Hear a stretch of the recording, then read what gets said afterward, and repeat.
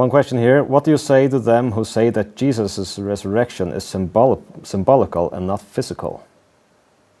Well, right. Okay, so there's interesting, like, when I see, isn't it interesting that in the Gospels, not everything is described? And if you compare the number of verses in Mark's Gospel, it is woefully deficient compared to, say, Matthew's Gospel. Mark's not describing as much as Matthew. John is not describing as much as Matthew. I mean, why not? Why wouldn't you describe more? John says, hey, I could write a lot more about this, but man, I'd be filling up all the books and all the shelves that are available in the world. That's how much Jesus did here when he was here with us. So clearly, each author is picking what he thinks is important for his audience to hear, leaving out a bunch of stuff that he cannot include on every page. And everyone's perspective is slightly different, and their audience is slightly different. So you see them tailoring the message to their audience.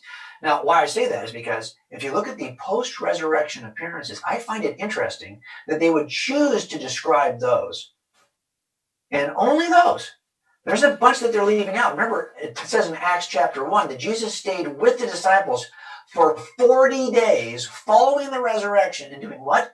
Giving them many additional proofs. Oh, really? Like, I want to hear what those were. Well, you don't get to hear what those were. Apparently, for whatever reason, the author didn't think it was important to you. He thought you got enough already. But interestingly, in the descriptions of post-resurrection appearances, Jesus does the things that you need a body to do. He eats with the disciples. He does things that demonstrate he's in the physical form. It's not a spiritual form. It's not a principle or a concept. He makes real life appearances and does real things, invites people to touch him.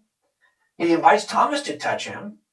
He eats with his disciples. He is doing things that demonstrate that, no, I'm back robustly. This is really me in my real body.